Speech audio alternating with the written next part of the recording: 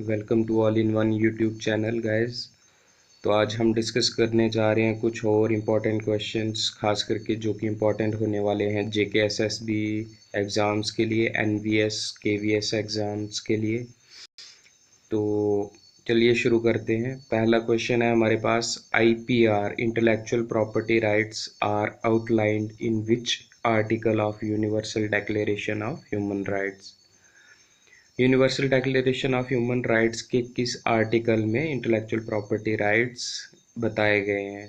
तो इसका ऑप्शंस हैं आर्टिकल 27, आर्टिकल 26, आर्टिकल 12, आर्टिकल 15। तो इसका सही आंसर है article 27।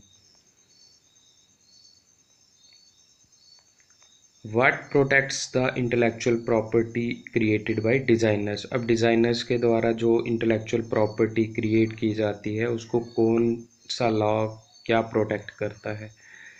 Copyrights, patents, registered designs, trademarks. तो इसका सही आंसर है registered designs.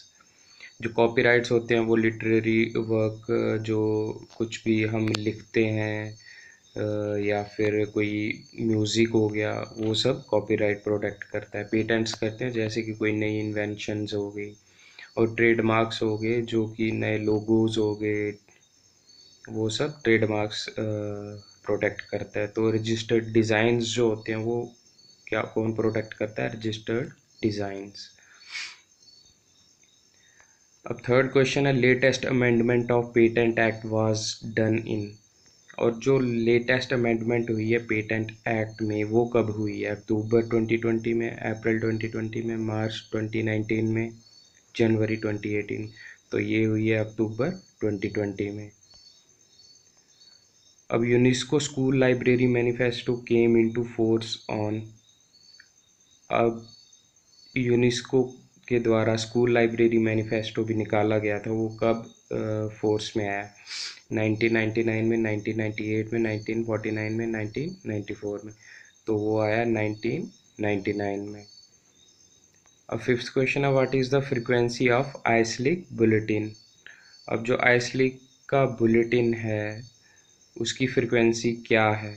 Monthly, quarterly, weekly, yearly. तो उसकी फ्रीक्वेंसी है क्वार्टरली। अब जो टैगोर्स बिब्लियोग्राफी है ये किसकी पब्लिकेशन है?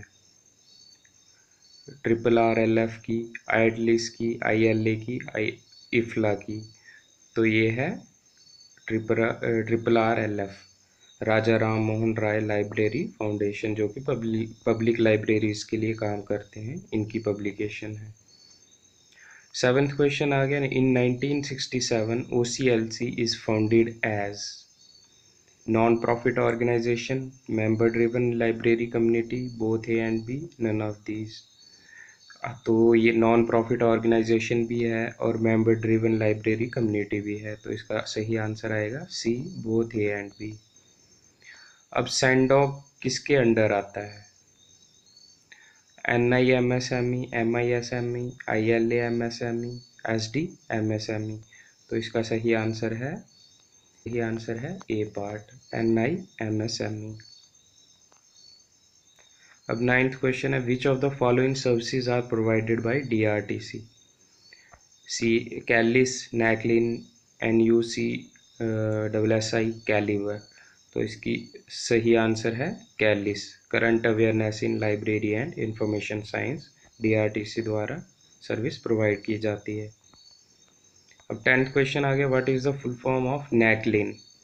अब नैकलिन की फुल फॉर्म क्या है? National convention on library and information technology, national convention on library and information science, national convention on library and intellectual networking, national convention on library and information networking. तो इसका सही answer है D part, national convention on library and information networking. अब आपको comments में ये बताना है कि नैकलिन किसकी सर्विस है, कौन पब्लिश करता है नैकलिन को। अब 11th क्वेश्चन आ गया, in which 5-year plan UGC was set up for promoting and strengthening higher education.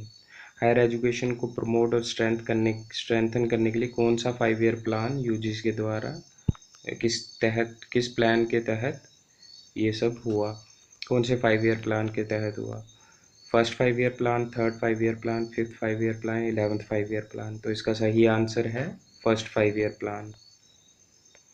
और 12th क्वेश्चन आ गया, which of the following is the journal of आइटलिस?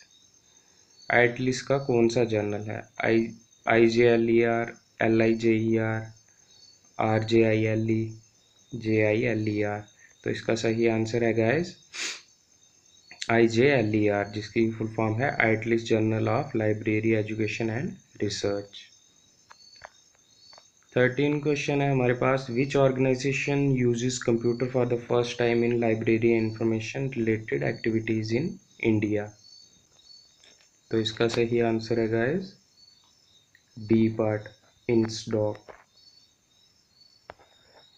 अब 14 क्वेश्चन आ गया, Latin word for library is liber, libra, libre, none of this. तो इसका सही answer है A part, LIBER, liber. 15th question आ गया हमारे पास, which of the following states have library cess provision? अब लाइब्रेरी सेस किस किस स्टेट में है?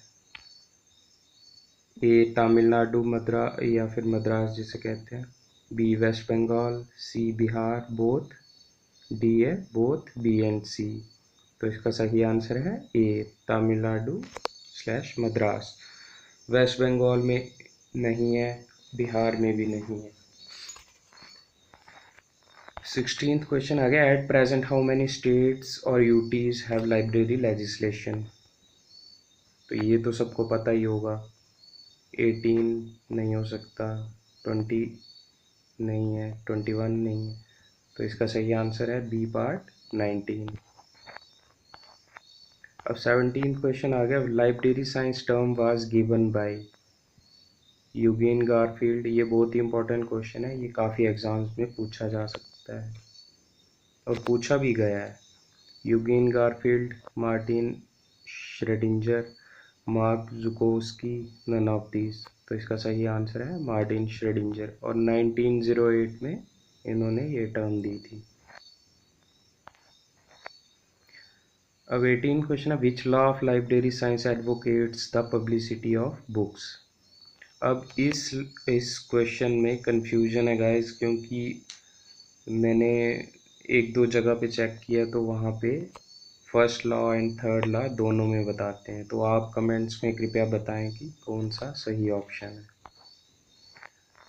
अब 19th क्वेश्चन है, who revised SR Ranganathan's 5 law of library science in 1992? 1992 में किसने रिवाइज करे थे? Jim Thomson, James R Rettig, both A and B, और डी पॉल हैम्सन। तो इसका सही आंसर है A Jim Thomson. Jim Thomson ने 1992 में रंगनाथन के 5 लॉज रिवाइज किए थे। 20th क्वेश्चन है, who is the publisher of 5 laws of library science? SRELS, Maharashtra library association, Madras library association, Ranganathan private limited. तो इसका सही आंसर है मद्रास लाइब्रेरी एसोसिएशन। 21 क्वेश्चन है, ये इस बार आने के पूरे चांसेस हैं। NDLI was launched on, national digital library of India was launched on 28 अगस्त 2019, 20 जून 2020, 19 जून 2018, 1 जनवरी 2017। तो इसका सही आंसर है सी पार्ट, 19 जून 2018। 22nd क्वेश्चन है हमारे पास, which one of the following is the digital library of manuscript? ये आगे जो भी क्वेश्चन होने वाले हैं ये और भी ज़्यादा इम्पोर्टेंट है। तो इसका सही आंसर है बी पार्ट, कला संपदा। एक digital library of manuscript initiative है जिसका नाम है कला संपदा। अब oyster is an example of digital libraries architecture based on, ये मैंने पुराने क्वेश्चन पेपर से उठा के ये क्वेश्चन डाला हुआ है। तो इसका सही आंसर क्या हो सकता है? कोबरा, software agent architecture, federated database system, metadata harvesting. तो इसका सही आंसर है मेटाडेटा हार्वेस्टिंग।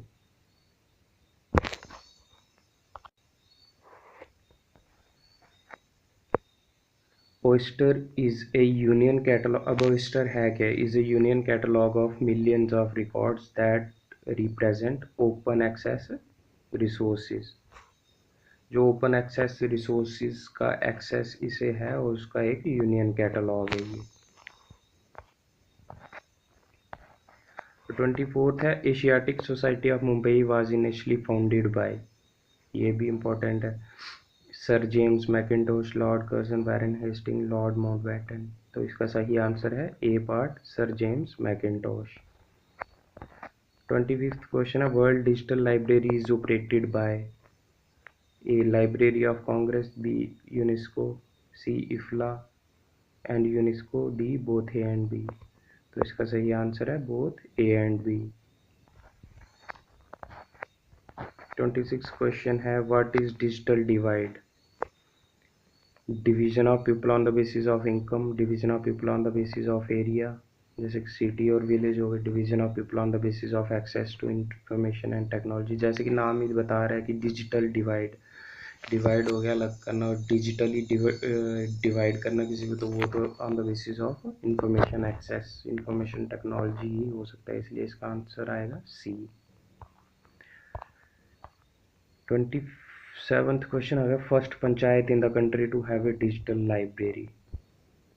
अब कंट्री की, हमारे देश की पहली पंचायत जिसके पास डिजिटल लाइब्रेरी है तो वो कौन सी है? कोट्यम, चेम्मारुथी, कोटा, नन ऑफ दिस। तो इसका सही आंसर है बी पार्ट, चेम्मारुथी।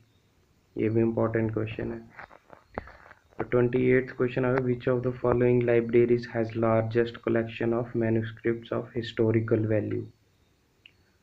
पुराने प्राचीन दस्तावेज़ों की बहुत ही इम्पोर्टेंस है आजकल, तो उसके लिए जो लाइब्रेरी है जिससे कि नेशनल इम्पोर्टेंस दी हुई है उसका नाम क्या है? Khuda Bakhsh oriental public library, Thanjavur Maharaja Serfoji Saraswati Mahal library, Asiatic society library, Rampur Raza library.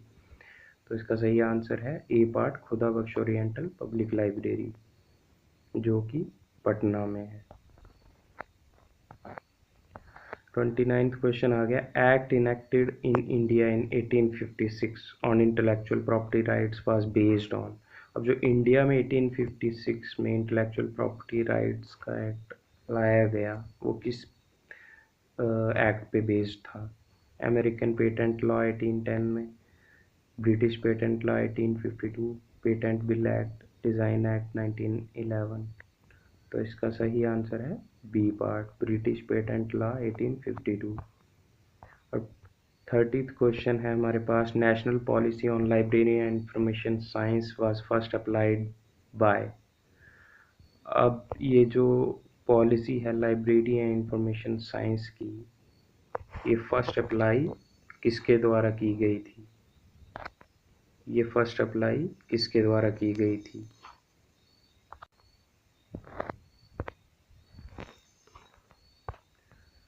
तो इसका सही आंसर है गाइस सी पार्ट, इंसडॉक के द्वारा ये फर्स्ट अप्लाई की गई थी।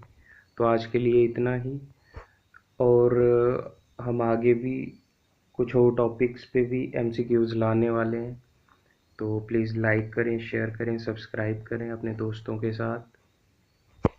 तब तक के लिए टेक केयर, जय हिंद।